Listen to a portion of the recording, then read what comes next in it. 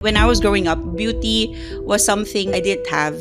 When mass acne happened, talagang mas lalo akong nabaon doon sa mga insecurities ko, doon sa mga takot ko. Yung binubuli ka, yung tinatawag ka ng mga iba't ibang pangalan. It always felt na parang hanggang dito ka lang. You have to prove yourself on other things na lang para mag-compensate sa kung wala ka.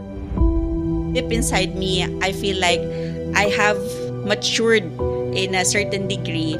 I accepted criticisms and I made sure to listen carefully to people that truly mattered. Transformation can truly happen if you truly believe first in yourself and embrace the journey.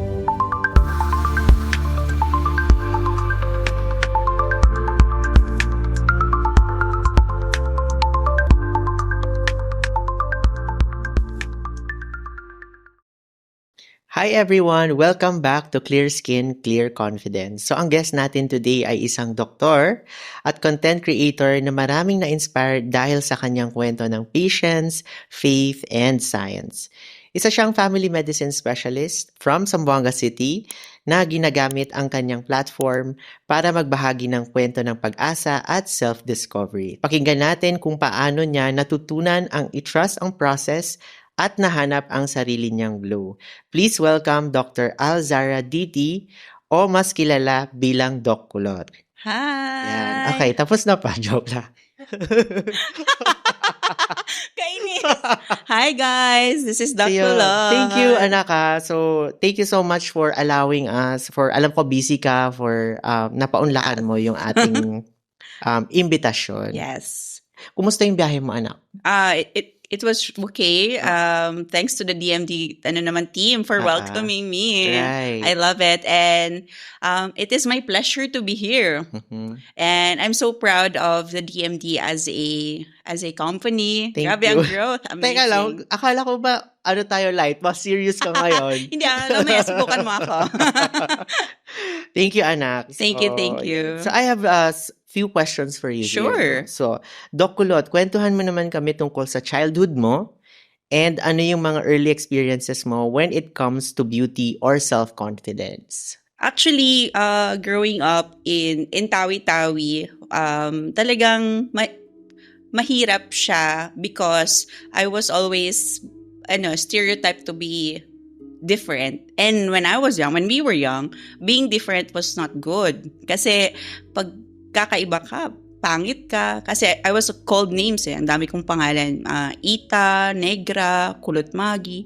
And growing up, it took parang a toll on me because I always felt different and it was not nice. So, I never had the word beauty growing up because ganun yung tag ng mga tao sa akin. So, yeah. And then, even up until high school, ganun pa rin yung binubuli ka, yung tinatawag ka ng mga iba't ibang pangalan. And it always felt na parang hanggang dito ka lang. Parang there was always something, you have to prove yourself on other things na lang para mag-compensate sa kung wala ka. So, yun yung maalala ko talaga during parang elementary, high school. Tapos, yung in terms of confidence, pinalaki tayong pabibo. Talagang bumawi na lang ako sa ibang bagay sa buhay. So, I was academically good, I was a scholar, I went to science high school.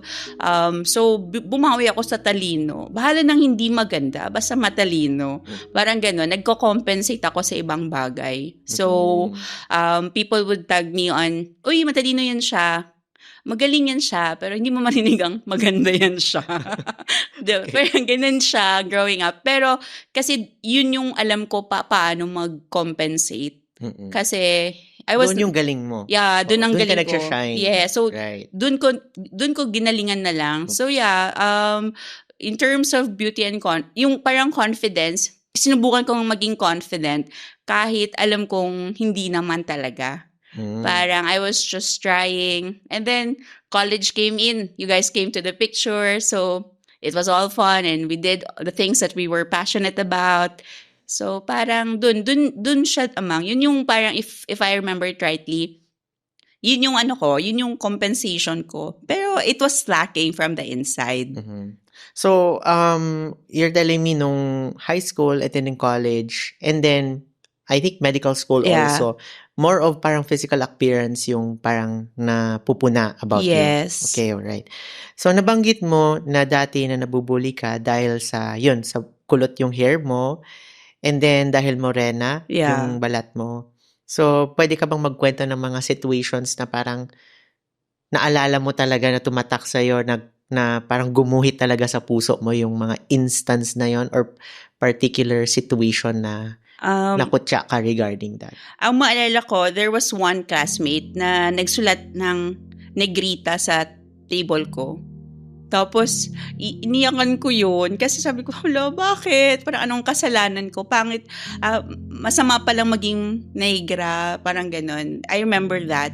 And then I would remember people would, like, mainly mga classmate kong lalaki na parang kulot magi.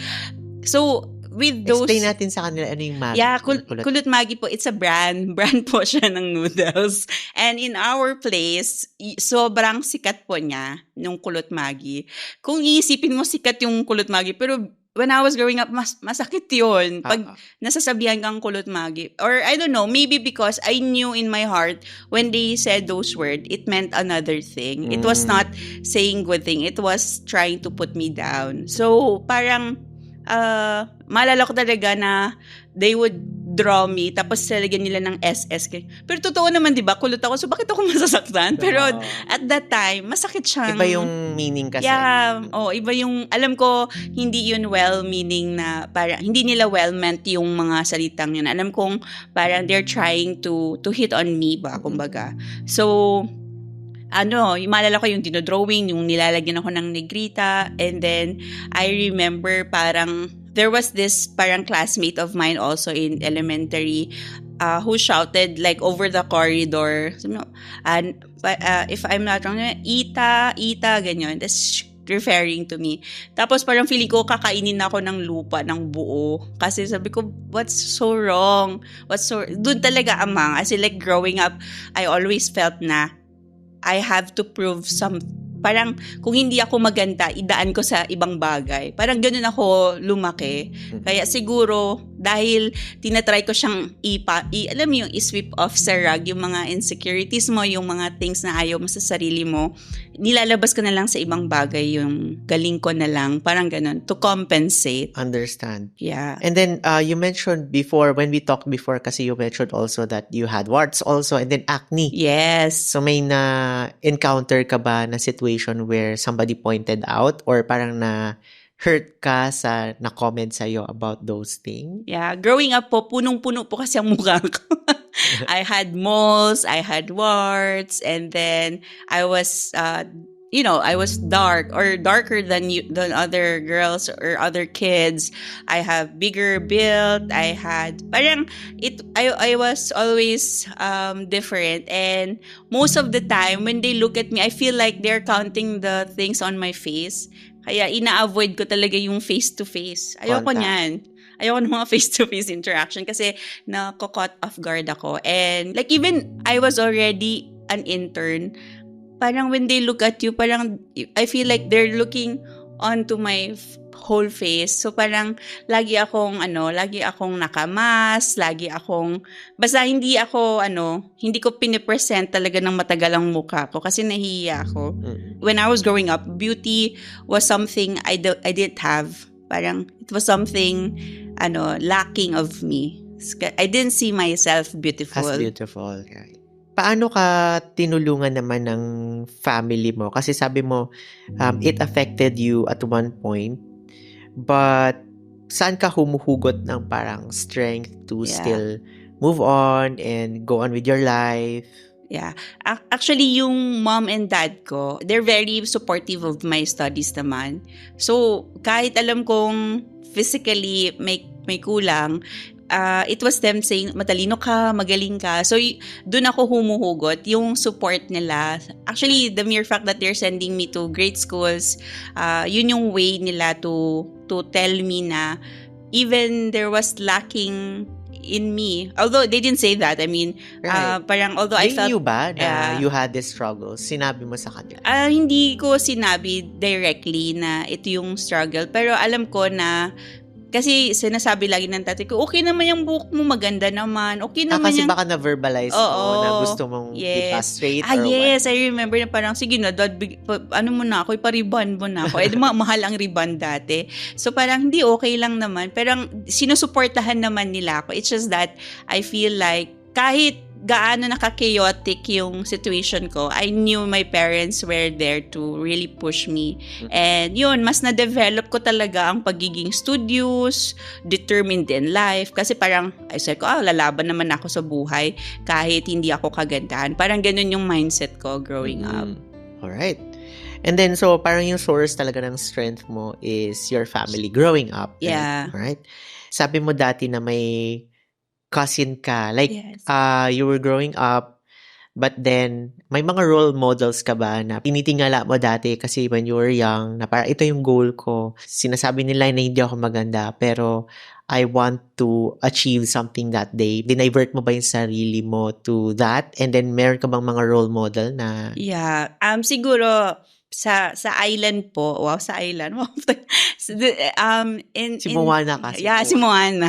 Sa island po kasi, malaking bagay po sa amin, especially sa mga taga Simunol, yung education po talaga. So, pag nakakapag-aral ka, tapos nakapagtrabaho ka. Alam ng lahat. Oo, tapos parang malaking bagay po yun. So, growing up, I have this cousin, sa Ate Dayang, who is a nurse, and I saw how her life transformed.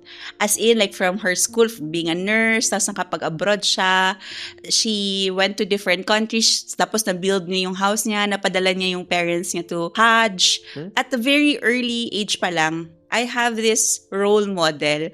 Kaya ang daddy ko, lagi niya sinasabi, mag-nursing ka, gayahin mo si Ate Dayang mo. So, lagi akong napupush to do that. Kasi, looking at her life, sobrang grabe yung transformation because she went to school. So, ganun yung inculcation sa amin, mga magkakapatid, na go to school, be the parang best that you can be. Oo, the best that you can be. Everything else follows. Parang, all of it will follow. So, yun yung ano ko, tapos Ate Dayang, gumanda talaga siya. From her, like... So, minessage mo siya. What's your secret, Ate Dayang?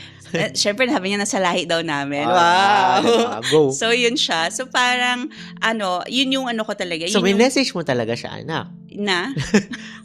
Ano secret mo, Ate Dayan? Ba't ka nag-grow up? She would always say na, syempre, as you grow older, you will have better opportunities and you will have better things in life. So, siya talaga.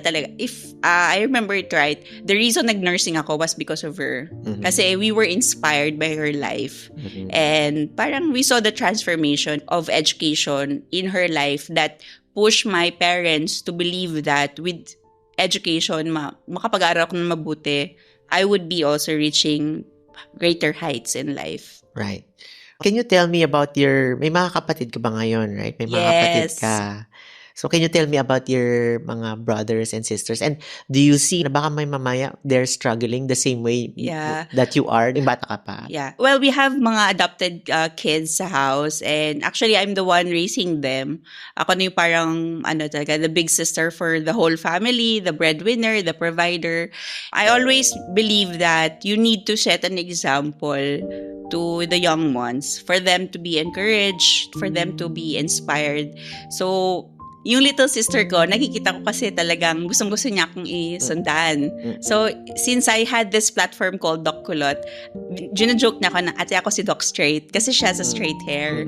And you can see like how her characters are similar to me, like very leader, very responsible, tapos isang utos mo lang ganyan, gagawin na. So, lagi kasing binibiro. Parang, sinong idol mo? Si Kaka. So, Kaka is big sister. So, ako yung idol nila. And it encourages me na we're building a family kung saan we try to become good role models. Kasi, di ba, how can you be a good role model to the community if you won't start it in your family? Right. And yun yung parang driving force ko be a good role model inside the house para my brothers and sister would actually become better citizen so that, we can be a good role model for the community. Right. Anong feeling mo ngayon, anak, na ikaw naman ang nagiging inspiration sa ibang tao, sa mga kapatid mo? Actually, siya, parang nakakatuwa. Kasi you're a doctor now. I know. Like, you're a nurse, right? You're yes, a doctor I'm pa. a registered nurse. Right? And You're a I'm doctor pa. So, di ba, Oo. before, you were inspired by your cousin na Yes. doctor. But now, I'm sure you're inspiring a lot of people. I mean, yung mga kapatid mo nga, ikaw yung inspiration. How does that feel now?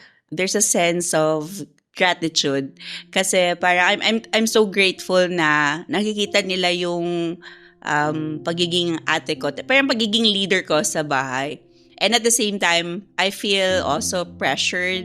I feel pressured right now, Charla. I feel pressured kasi when you set a good example, you have to make sure it's an everyday kind of decision. It's like an Every everyday, second. yeah, it's an every second, it's an every minute, it's an every day. And life is parang it's a transforming kind of process. So, I realized na mahirap siyang gampanan din pala.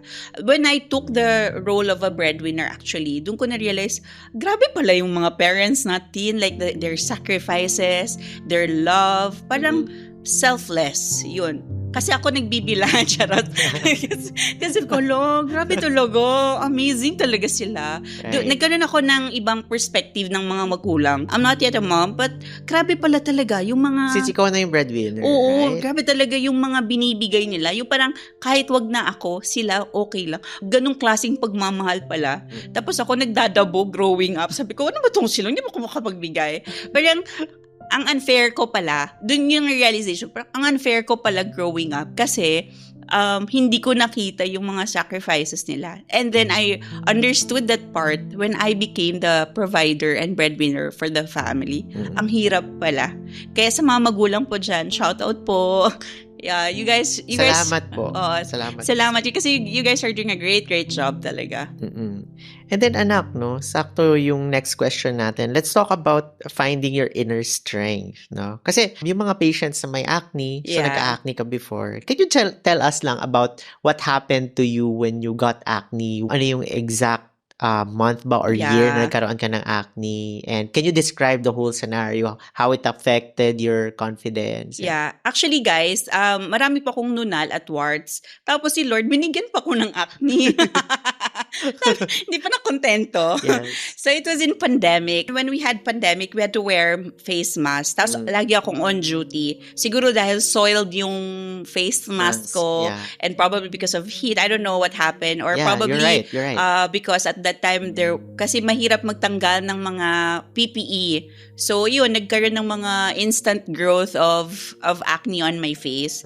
And it was in pandemic. Mas lalo po akong nahiya. Talaga, sabi ko, kasi parang feeling ko nakatitig sila lalo talaga sa mukha ko. Parang, kailan kaya ito mapupuno? Hindi pa ba ito puno? So, parang yun yung naging time na nagkaroon ako ng acne. And it was really devastating, Amang. Kasi parang, kompleto Ricardos na ako nung time na yon. So, siya, nakapekto. Actually, sa totoo lang po, I was told so many times na, you can be a content creator. Pandemic pa yun, di ba? Everybody was doing content creation, nasa TikTok, nasa FB and everything else. Right. Pero ako, sobrang hindi ko kaya. Kasi every time makita ko sarili ko sa camera, ang dami ko talagang nabibilang. So, talagang, it took a parang impact, I guess, at that time. So, hindi ako nag-content creation during nung kasagsagan ng pandemic because I was suffering from mass acne. Right. And then, I think, I would be right to say na parang hindi mo na-pursue yung isa mong parang interest, which is you want to try to do content creation. Alam nyo kasi guys, ito si Za. Before, yung group nila, actually si Za, Ron, and Dayang. So I met this really makulit and very talented and intelligent individuals back in their college. I was in medical school. Yes. So I had a project where I had to solve a certain problem in the community. So in our community kasi Lakewood, a lot of children were dying and we traced it from contaminated water source. Yung iniinom nila, guys, essentially, positive siya. Mataas yung fecal coliform count.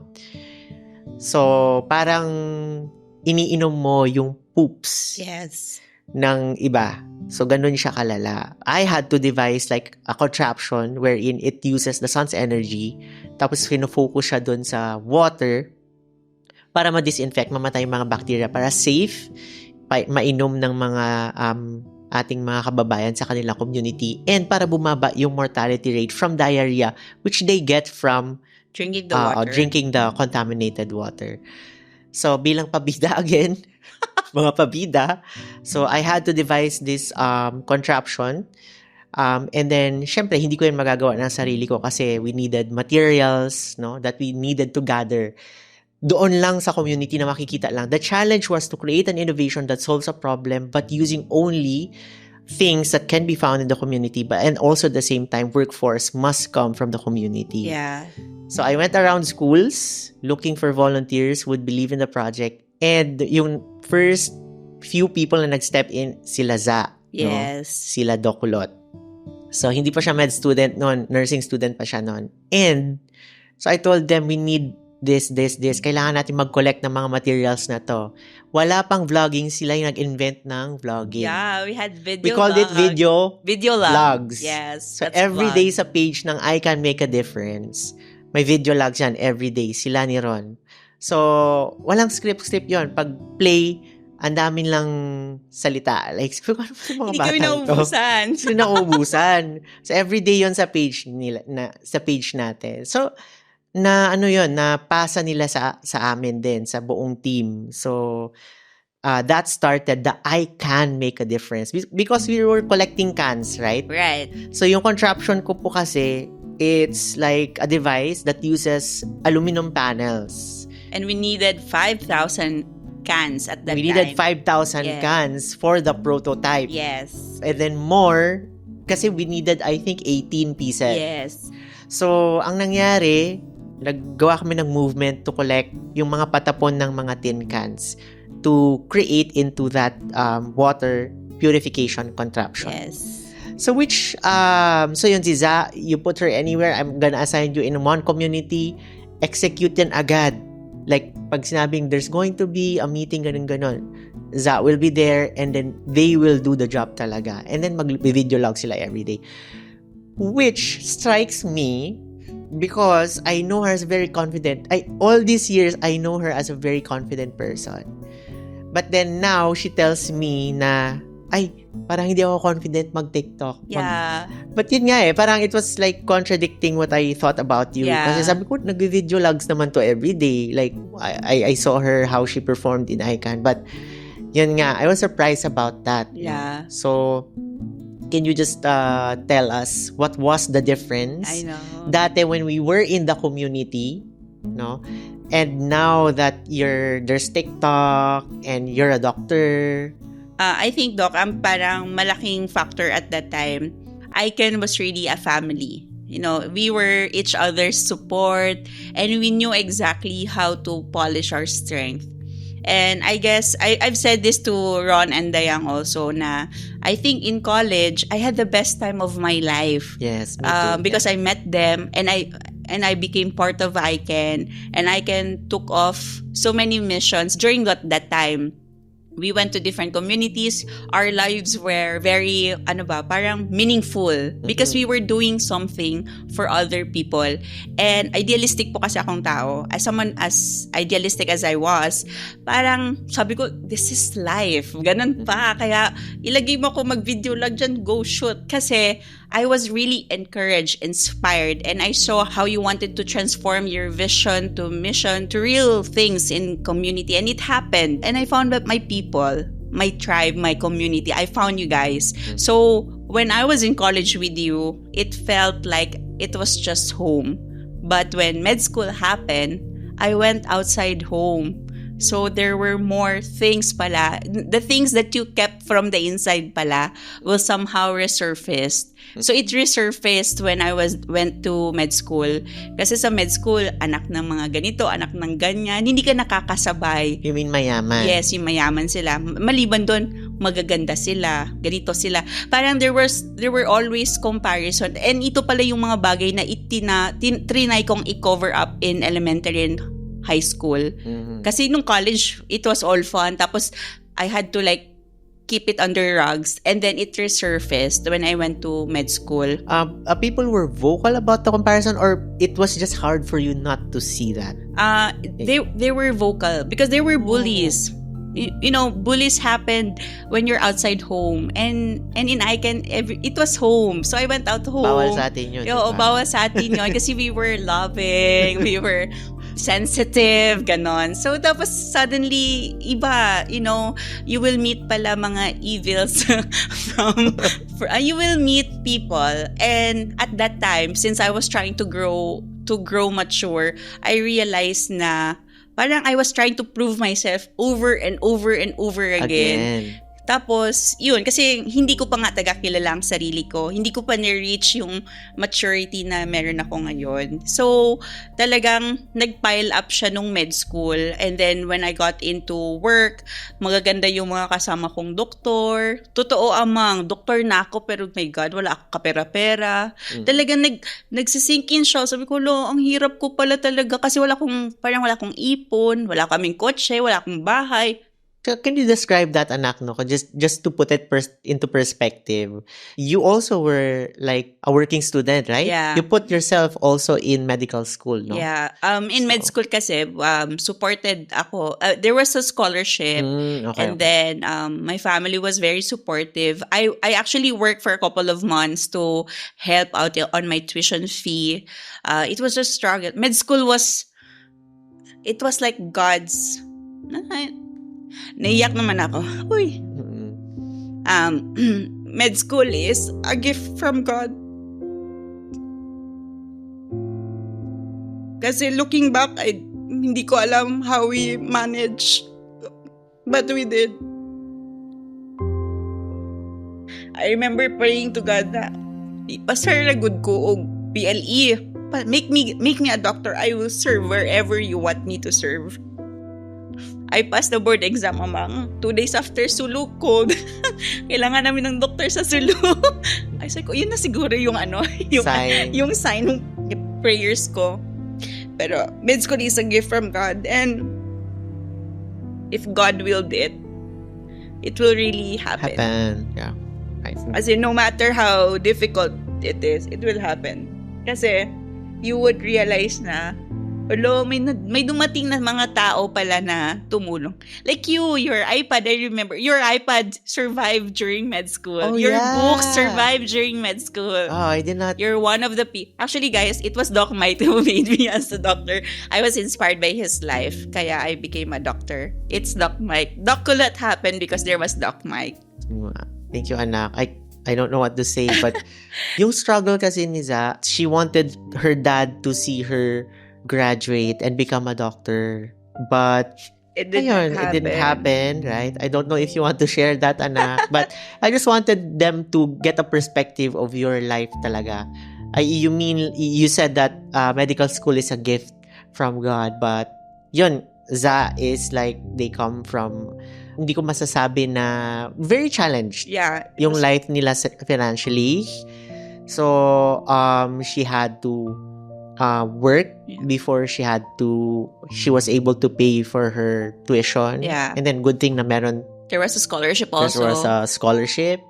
But then alam ko kasi medical school hindi lang naman tuition yung pinag-uusapan. It was expensive, you know. Yeah.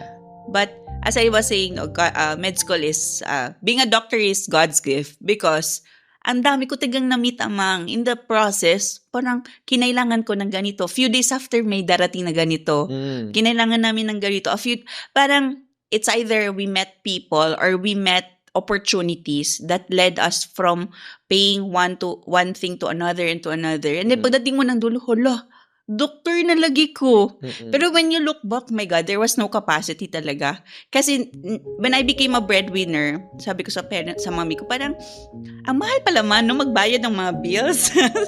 mahal pala nito. Tapos sinisip ko, paano mo nabayaran ang mom and dad mo yun yung dati? mga bagay-bagay. Kasi it was They made it happen. Yeah, Parang sabi ko, how was it even possible? And I think that realization gave you a gratitude that made you, I think, more determined Yeah. to be the breadwinner. Yeah. And I think that made you really happy also, or makes you really happy also as the breadwinner. Kasi nakita mo yun eh. Yeah, I know. Na na-realize mo yung ganong truth. Yeah. Actually, fulfilling naman siya. It will only be a breadwinner who will understand another breadwinner. Kapag hindi po kayo breadwinner, hindi nyo po maiintindihan yung klaseng joy na bayad po yung bills, bayad po yung electricity, yung internet, bayad yung renta, bayad. These are small joy. Yung makapag-ice coffee, may sobra pang ice coffee, that's joy. And kasi when I share this to my platform, to Doc Kulot's platform, magko-comment talaga, Doc, totoo talaga yan. It's so true. Through the fire, ganon. Kasi, lagi sasabi, ang kwento ng isang tao, magre-resonate lang yan sa taong similar din ang pinagdaanan. Yes. If otherwise, hindi kayo similar, hindi niya maintindihan yung perspective mo, yung tingin mo sa isang bagay.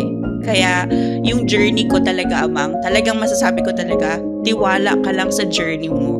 You trust the process of building who you are, what you want to be, trusting the difficulties, because surviving that pala, parang overcoming that pala, would transform your perspective. Right. And it's not only just the physical ones, but the ones that's inside of you. And I realized over and over again, kasi si Lord po mahilig magbigay ng challenges. Not once. Anak, do you remember? I told you guys, rejoice in suffering. Yeah. Naalala mo? I know, you said that. Sabi ko, ano ba to? Diba pa, nandun na tayo, walang sasakyan, ang init-init sa community. Laging ganyan. Tapos biglang, rejoice in suffering. Rejoice in suffering. Kasi parang I always believe that in suffering, like in problems, the way you respond to it is like the opportunity for you to really know who you are and what you're made of, diba? How you respond and progress from there becomes the character. Yeah. Right? And then, explain lang natin, baka mamaya sabihin nila, anak kita, kaya tinatawag kitang anak, tinatawag mo kong amang. So, ganito kasi yan. Sa I Can Make a Difference po. So, yung project namin na water purification invention, so, syempre, ang daming problema po sa community. Pag pumupunta po kasi kami sa mga fourth class municipalities, ang dami po talagang, like, you will see poverty talaga, like, first time, syempre galing ka sa city, but doon mo makikita yung mga textbook poverty talaga. Like, yung totoong, doon mo talaga makikita yung mga tao hindi kumakain. Once lang kumakain. Like, isang tuka na kain, diba, no? Wala silang access to this, to basic things. Yes. Tapos, yung, paano sila basta guys, yung wala silang toilet. Yep. So, they will just go, alam mo yun, sa ilog, ganon. So, ganong level ng poverty. Yeah. And maraming health problems na kaming na-identify. Yeah. And we couldn't just turn a blind eye doon sa ibang mga health problems.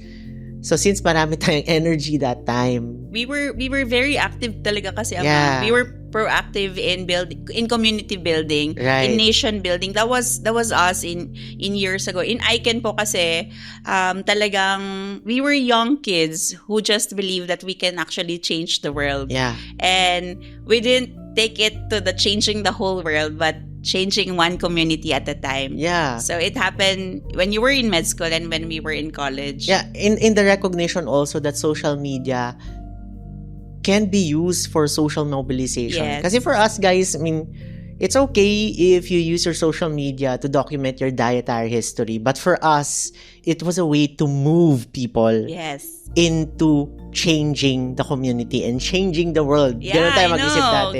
Malawak kayo mag-isip. Akala mo talagang mga philanthropist po kami. Pero ganun kayo mag-isip dati. Akala mo ang daming funding. Pero ang daming funding na dumadating because they could really see the passion. Yes. And then they could really see na document natin yung improvements, yung impact ng ginagawa natin.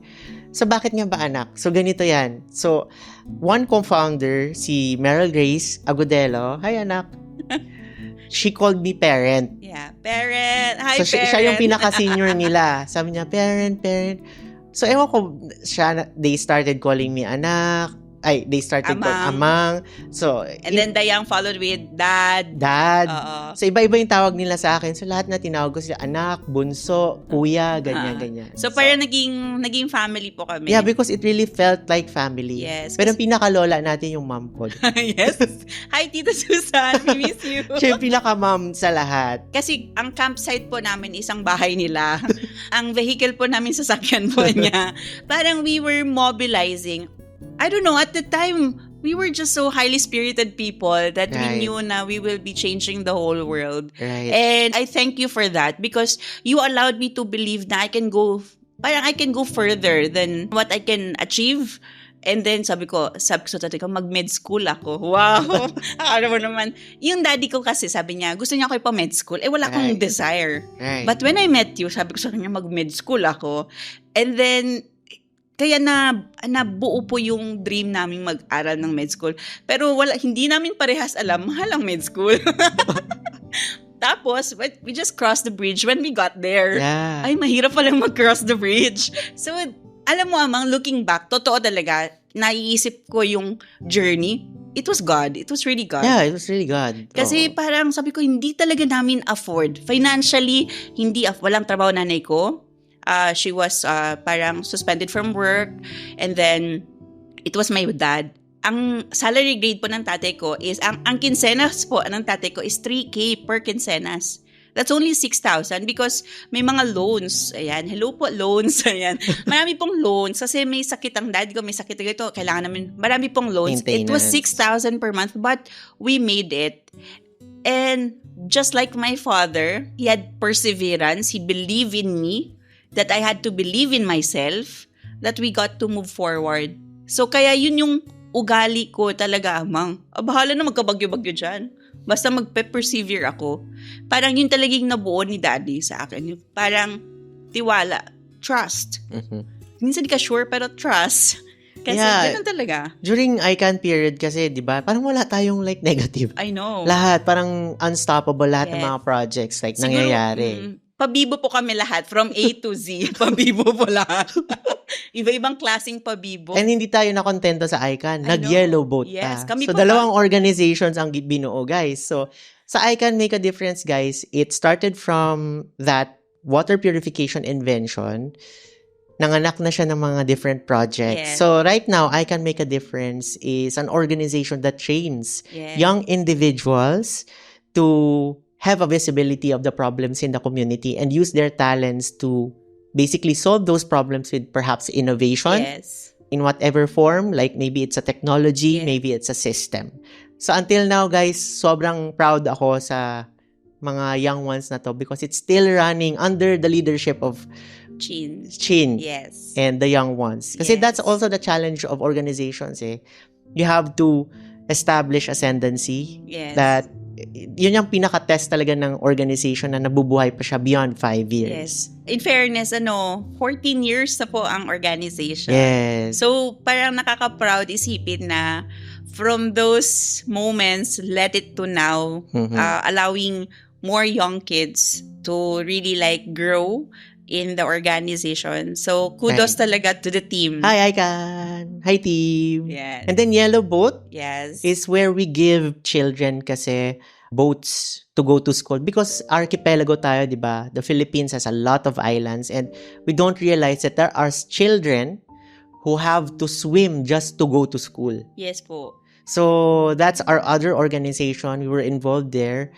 Nagbibigay tayo ng mga bangka sa mga bata para hindi po sila malunod. Kasi may mga batang nalulunod. Ngayon, lalo na pag nagre-rain, there are big rivers in different parts of the Philippines. Pag umulan po, pag bumagyo, parang dagat po yan. So, minsan, yung mga bata naghihintay na bumaba yung water. Minsan, dahil wala silang bangka, they will try to traverse the rapids. But, yun nga, minsan nagkaka-flash floods. I think ang pinaka nag-viral was a kid went to school, tapos meron siyang plastic on top of her head. Yeah. Tapos pagdating sa dulo, bibihis na siya para pupunta so yung siya uniform ng school. nila ilalagay sa plastic. Yes. Magsiswim sila to go to the other side where their school is. Siyempre, basa siya. Yung basa niyang damit, kikip niya yung Yung Sa uniform plastic. niya is nasa plastic. Yes. So until now, believe it or not, 2025, may mga ganun pa tayong communities. Yes. Kaya nangingailangan po tayo ng tulong para sa ating mga kabataan. Sana masuportahan po ninyo yung ating mga organization katulad po ng ICANN and Yes Yellow po. Boat of Hope na Ayan. talagang mas marami pa pong communities ang matulungan. So, naipaliwanag ba natin kung bakit tayo? Sana na-clear kayo ng parang So, parang family talaga kasi Yes. talaga kami. We treat each other as family. Family. Oo. Kaya ako yung father nila, sabi nila. Siya po talaga ang visionary po. Siya taga lahat. We were, as in, our lives, Dad, among you made inspiration naman talaga. Ilan na kaming doktor ngayon? Right. Diba? Dahil po sa kanya, siya po talaga, ang dami pong naging doktor sa organization dahil marami sa amin ang talagang naengganyo sa how you live your life. And we thank you for that. We thank you for the inspiration because you truly impacted so many lives sa thank you, anak. grupo. No, anak, alam mo, you think I inspire you, but actually you guys give me the inspiration. Kaya pala tayo dito. Bakit to? I mean, wala lang. I mean, it's a blessing na you have people to go home to. I mean, that's why some people can go. I mean, do everything. Me, I can do, if I think of something, I think I can do it because iba yung regalo na may bahay ka or may home ka. Home is not like a physical structure. Yeah. But you have people you can go home to. And then, that also gives you confidence to go out there and do your best because you can always go back and you have a home, you have a people that you can go home to. Yeah. So thank you for giving me that. And that's ICANN. Sana mas maintindihan nila yung kind of love. Talagang nabuo po yung community namin or yung org namin sa pagmamahal. And everybody is family. Hanggang ngayon. No? Yeah, hanggang ngayon. Hanggang ngayon, sobra. Parang feeling ko hanggang forever. Hanggang forever. So yun, anak, maraming salamat, no, at pinaiyak mo ko. Sorry naman. So yun, right now, how does nation building look like for you at this stage in your life? And now that you're a doctor and a content creator, paliwanag lang natin kung ano ibig sabihin ng nation building, no? For you. Nagbi-build po ng nation. Hindi po. Ang nation building po, it's a cumulative acts of many young and ones and everyone to really like transform communities into a better one. Say for example, if there's an issue of water problem, magkaroon ng mas mabuting access sa tubig. Kung ang issue naman po ay yung school access, ang problema pala hindi makarating, mag-provide ng bangka, mga ganyan. So these are cumulative acts of nation building and yun talaga yung nag-transpired sa buhay namin. Now, I feel like in content creation, I'm given bigger opportunity or platform, I guess. Because I feel like when I tell my story to other people, parang naengganyo sila. Kasi I came from small island po, guys. Yung sa isla po saan ako lumaki, wala pong ilaw. Walang, ang ilaw namin dati, maalala ko, 6 p.m. hanggang 11 p.m. lang. Tapos, yung community where I grew up, wala pong access to computer. Walang access sa computer talaga. Yung school namin, parang sobrang basic lang. I remember math, ang last na tinuro sa amin was integer. When I moved to a city, first year ko, science, nakapasa ako. Hindi ko alam bakit ako pumasa, pero pumasa.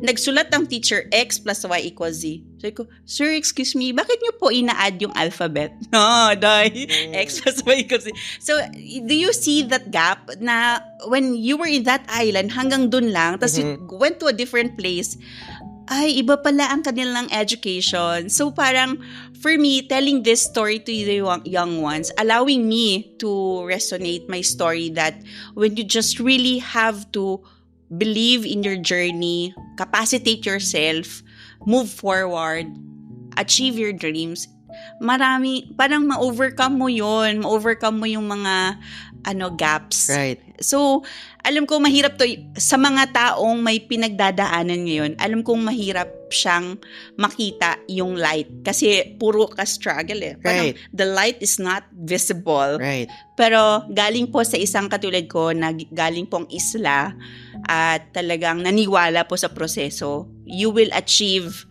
the best outcome possible. You just have to trust your journey, move forward, and believe in God. Yes, I agree with you. For me, nation building is that awareness Yeah. that your actions will impact the nation as a Yes. whole, right?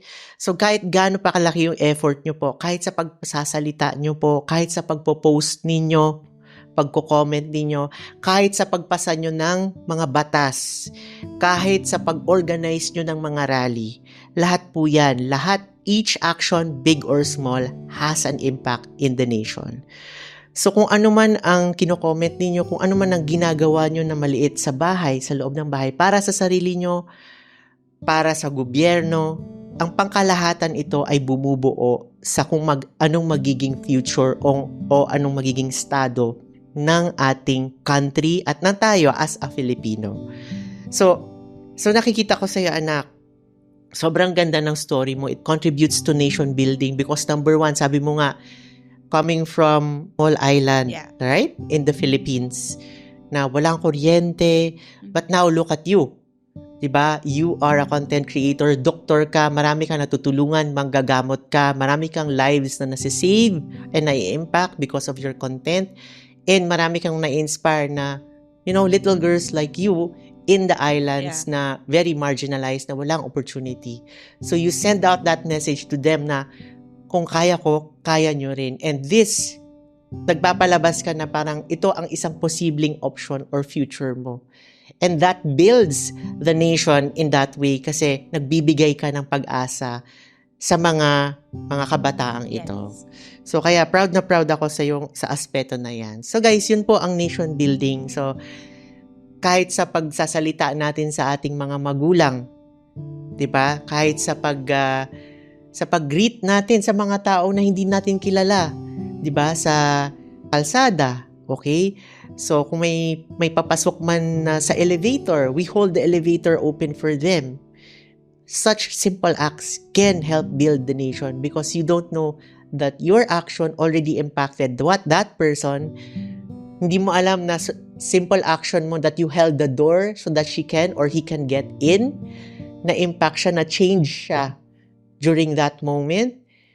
Imagine mo ilang lives ang mai-impact or matatransform niya because of the change that happened to him. So, ganun po ang nation building. Kaya, tayo bilang Pilipino, kailangan po natin maisip na lahat ng ating mga sinasabi, ginagawa, ay may impact sa buong Pilipinas as a nation. So, yun po ang nation building. Balik tayo sa medical school life mo. And syempre, nahirapan ka at maraming pressure. Alam ko yan. Yeah. Pressure So, cooker. yeah. This is also the time wherein you mentioned that bullying started. Right? Paano ka sinuportahan ng family mo or yung support system mo ba during these challenging times na nabubully ka sa medical school? Actually, they didn't know about the bullying. I held back because I asked you. Sabi ko, how would I handle this? Ay, ako pala. Ikaw tinanong ko. I didn't go to the family. I went to you. I said, Pat, how do I handle? You said, be the bigger person. So, I tried to be the bigger person. I shrugged it off. Wala akong ginawa, to be honest. Parang umiwas na lang ako. Iniwasan ko yung mga possible scenarios. Pero siguro ang isa sa mga na-learn ko is that if there's bully, you really have to fight the bullies. You really need to fight the bullies because Yes, to stand up. stand up. Na-realize ko yun nung kinonfront ko yung isa sa mga bully. I said, stop doing that because I'm hurt. And if you keep doing that, I will go to the dean's office. And the bullying stopped. That one confrontation stopped. Ilang years ko sinuffer, tiniis. Tapos, yun lang pala.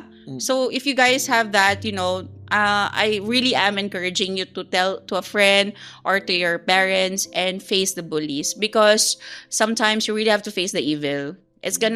they will stop naman when you communicate. And if they don't stop, maybe that's not on you, that's on them already. But all I'm trying to say is that you really have to face things in life no matter how difficult it is. Katulad po ng mga bullies. And siguro because at that time, I felt like marami na kaming struggle financially. So parang hindi ko na madagdagan yung burden na to sa mga magulang ko. Kaya tiniis ko siya for a couple of time. Kaya sabi ko nga sa inyo, was home. I went to a different med school outside home. And then I met this kind of situation. Talagang it took toll on my confidence. It took toll on my personality. I nag-self-doubt. Nagsa-second guess ako sa sarili ko. Tapos when I got back to Zamboanga, tas naging doctor na. Tapos you will meet mga doctors na may kaya sa buhay, mga magaganda. Wala, pag doctor pala gumaganda, bakit ako hindi? Charas. Mga ganon. So yun talaga, amang. Parang may mga things pala in life, pag hindi mo talaga siya pala kino-confront, nag-add on. Tapos, pandemic happen. Tapos, nagkaroon ako ng mass acne. Talagang patong ng patong siya. Kaya, di ba na weird ka? Parang, bubbly ka naman talaga. Tapos, bakit kami ganon? Kasi nga, patong-patong siya. Over the many years yun, nag-accumulate. So, yun yung naging struggle ko talaga. Kaya, when mass acne happen, talagang mas lalo akong nabaon doon sa mga insecurities ko, doon sa mga takot ko. I understand na. So yun, since na-mention mo naman yung mask acne mo, so pumunta tayo sa journey mo with your acne, no? So noong pandemic, nagkaroon ka ng ng mask acne. So, syempre, I'm assuming na naramdaman mo na parang, yun nga, parang ayaw mo mag-content creation, no? Kasi parang nahihiya ka na mag-content creation, no? Paano mo sinabi sa sarili mo na okay, magpapacheck na ako kay Doc Mike? Kasi alam mo naman na, di ba? Nasa med school ka pa, may DMD na, di ba? So, parang it was when I was creating this video and then I stopped doing that video. Actually, ang dami kong draft sa 2020. Puro draft lang, hindi nakarating sa uploads. Tapos sabi ko, kailangan ko na talaga ng tulong. Nagkaroon ako ng insight din na I needed help.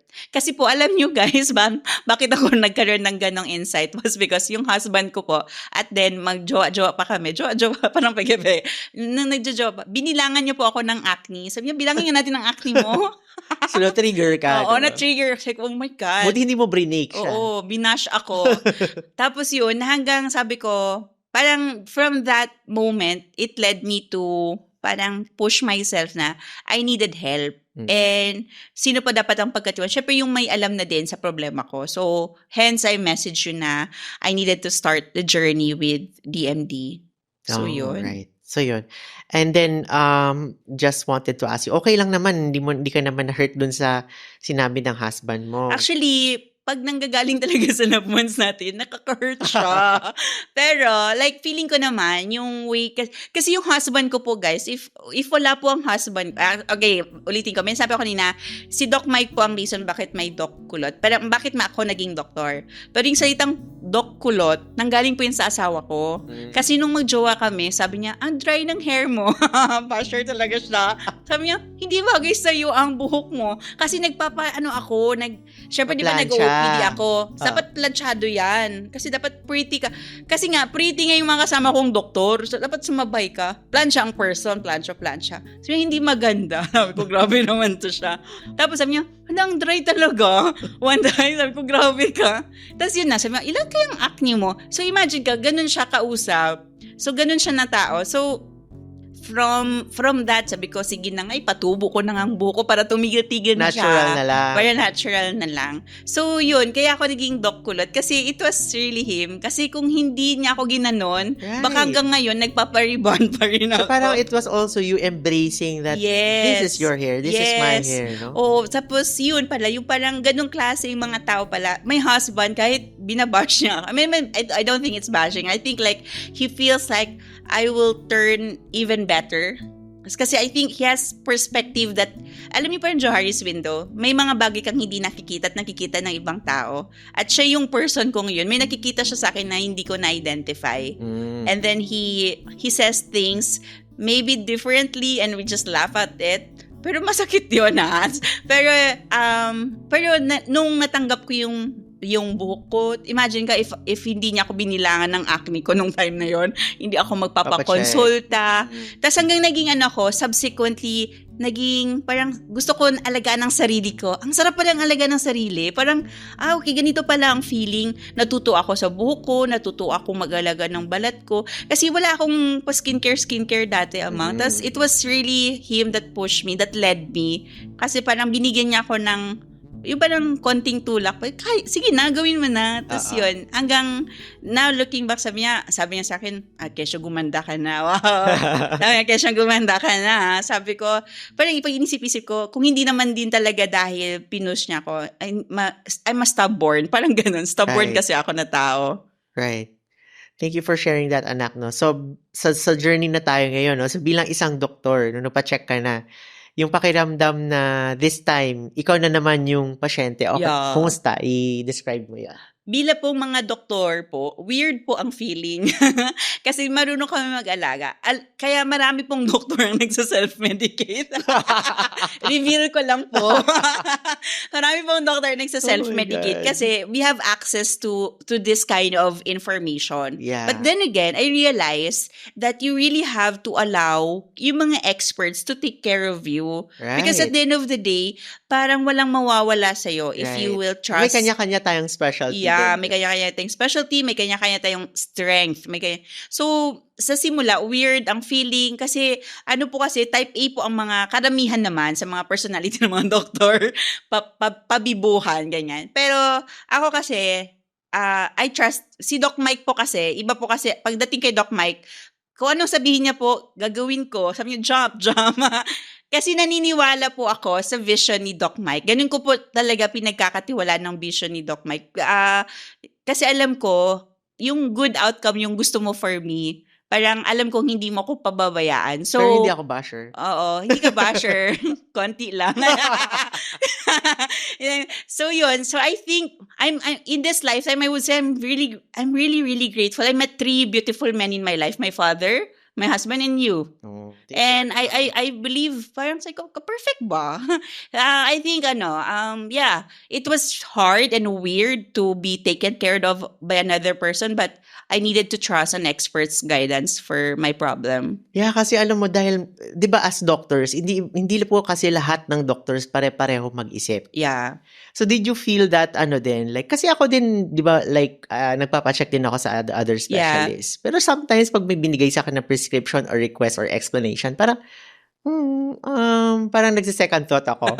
So, nangyari din ba yan sa'yo? Hindi naman. Ay, hindi naman. Ano naman ako? Talagang tiwala, trust, ganon. Surrender talaga. Ano po ako? Ano ba tawag din sa mga asawa? Yung mga... nahiya ka lang Totoo. Naniwala ako sa produkto. As a scientist kasi, scientist, big word. As a woman of science, as a doctor, I believe that science really explains so many things, physiologically, pathophysiologically, parang naiintindihan natin yun kasi may access tayo to that knowledge. And when I came to the treatment part, I just have to realize na, parang at that time, I realized na, parang siko, ganun talaga ang proseso. I have to trust the science. At hindi siya magic, hindi siya yung paglagay mo, wala na. Talagang, kasi I have to factor in time. Kasama po yun.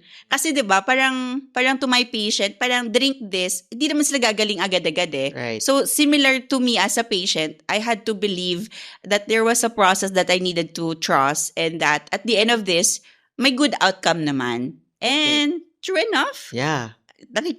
As you can Kita see. Charot. Right. So yun, since na-mention mo anak yung trust the process, so yung para sa'yo bilang doktor at pahirapan natin yung tanong bilang doktor, di ba? Papahirapan natin ng tanong. Ano ang ibig sabihin sa'yo ng trust the process bilang doktor at bilang babae? No? Gusto ko yan.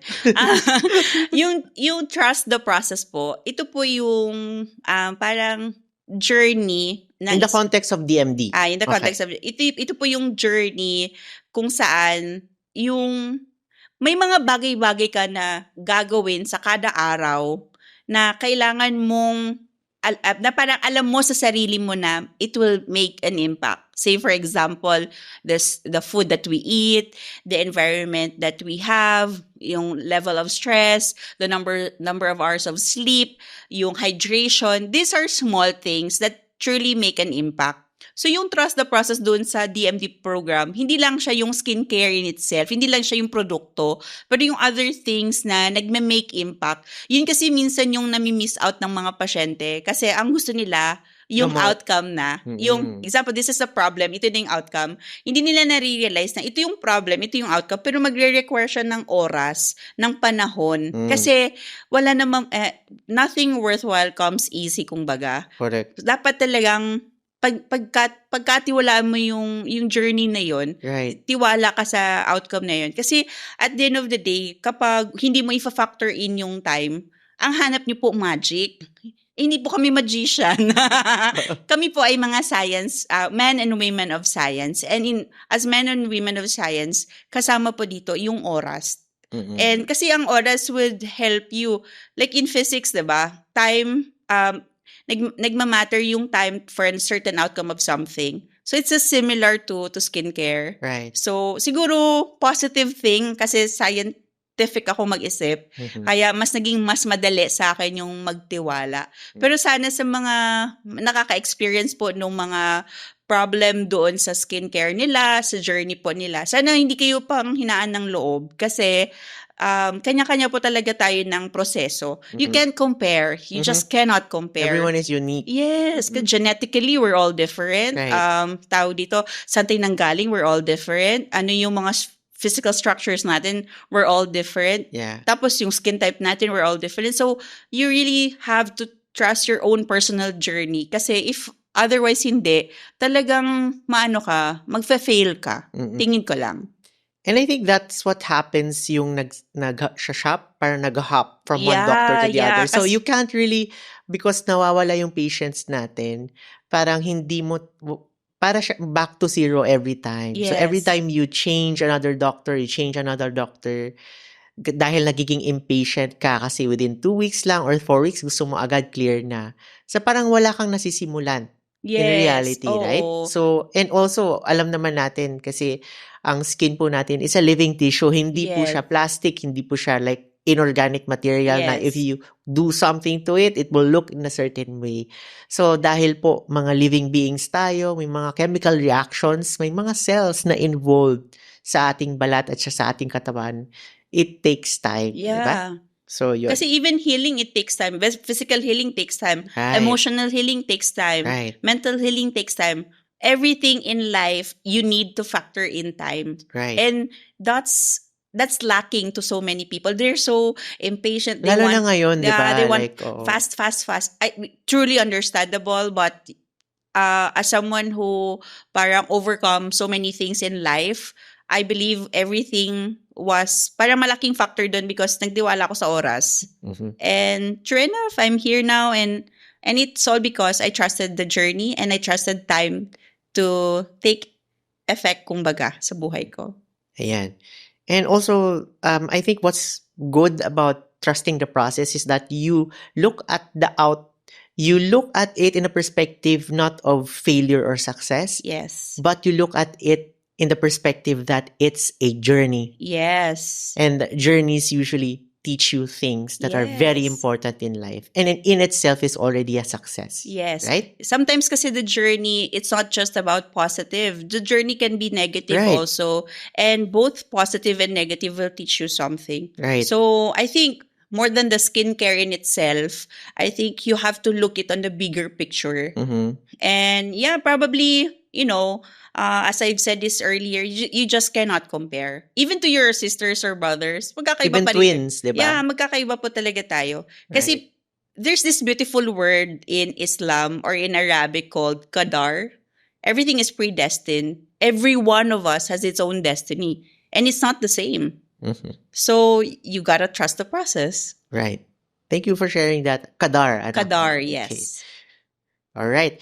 And then, my 2 last questions, anak, no? So, pagkatapos mong makita yung improvements ng skin mo, paano nito binago yung tingin mo sa sarili at sa at sa trabaho mo bilang doctor? At paano nakaapekto ito sa iyong confidence? Yeah. Actually, na-mention ko kanina na parang I kept it under the rug, right? So maybe when I was young, I was confident speaking in front of many people, but I had insecurities. I had doubts. Today, I speak in front of you. I speak before everyone else because deep inside me is already healed. Deep inside me already accepted the things I can no longer change. Deep inside me, I feel like I have matured in a certain degree. And I think it started also because it started because I accept also myself. I accept who I was, what kind of help I needed. I accepted criticisms, and I made sure to listen carefully to people that truly mattered. And other things are just noise. And it allowed me to become this empowering person because mas kilala ko yung sarili ko. Mas alam ko na ang sarili ko. And kaya siguro mas madaling magkwento, Amang. Kasi yung nasa loob mo, mas liglig at puno ng kabutihan, ng positivity. Mas madali kasing i-share ang isang bagay na meron. Mahirap kasi mag-share ng wala. Mas madaling mag-share ng meron. At yun yung meron ako ngayon. Yung capacity ko to resonate yung story kasi tanggap ko na yung nandoon sa loob ko. Yung mga hindi naman sinasabi insecurity kasi na-overcome ko na yung mga insecurities ko yung mga own evils ko kumbaga na-hug ko na yon, yung negative ko at positive ko na-hug ko na siya. At talagang masasabi ko na yung being different, diba, going back to I think to the beginning of the question earlier na parang growing up different felt pangit. But I feel like being different is so empowering because in difference, you get to realize magkakaiba tayo pero at the end of the day, ang dami nating matututunan from each other. Yeah, so now, when people say I'm different, it feels better. And I remember na parang nagtatawa na kami ng asawa ko. Sabi ko, Dad, alam mo, when growing up, I was called matalino, magaling. Ngayon na tinatawag akong maganda. Wow. Parang nagbabago pala. Parang situation change, perspective change, moments change. Parang hindi ka magiging the same na ikaw all the time. Everything is evolve. Yeah. And that's part of the journey. Yes. Yeah. Well, thank you for sharing that, anak. So, my last question for you will be, ano ang message mo sa mga kababaihan or professionals na pinagdadaanan din yung insecurities na nararanasan mo? At dahil ito po yung episode ng DMD, may acronym po ako, ACNE. Gusto niyo yarn? Go. So, ang message ko po ay letter A. Accept failures. Accept setbacks. Because in this acceptance, you would transform. No? Letter C, commit to the daily things. The daily skincare routine, commit to the food na hindi iiwasan mo, commit to the negative vibe, kung may mga vibe na hindi maganda. Or mga people who don't support iwasan you. na natin. Commit to that little things that makes the bigger picture. And never say never. Because sabi ko nga, situation change. Magbabago po yan. Lahat ng nangyayari po sa buhay nyo ngayon, temporary lang po yan. Hindi po yan forever. It will not determine your life. You will transform talaga. And letter E, embrace the present. I believe, marami kasi sa atin gusto natin yung the big ones, the big result, na nakakalimutan natin yung present is as important as tomorrow. Celebrate the present, yes, right? Embrace this moment. And sana, in your journey, you would realize na parang transformation can truly happen if you truly believe first in yourself and embrace the journey. So that's my message for all of you. Wow, thank you. Said like a or ganon. organized and said like a true doctor. Mahilig kami ganyan, guys, sa mga mnemonics. I know, right? So may bagong mnemonics ngayon ang DMD. Maraming salamat naman, Dr. Kulot, no. So ang ganda po ng kwento ni Dr. Kulot and kung paano niya ipinakita yung na kahit doktor, kailangan din nating matuto na magtiwala sa proseso ng healing. So ngayon, napag-usapan natin yung ilang lessons na pwede nating makuha sa journey ni Doc Kulot. So maraming salamat, anak, Doc Kulot, Thanks for having me. sa pagbabahagi ng iyong kwento ng patience at purpose. Ang journey mo ay paalala na ang healing ay hindi lang physical. Ito rin ay emotional at spiritual. Para sa lahat ng nakikinig ngayon, tandaan natin na mahalaga ang tiwala sa proseso at sa sarili. So you can start your own journey with the DMD Skin Sciences. This is Dr. Mike reminding you that true healing and confidence always starts from within. Bye-bye po. Maraming salamat.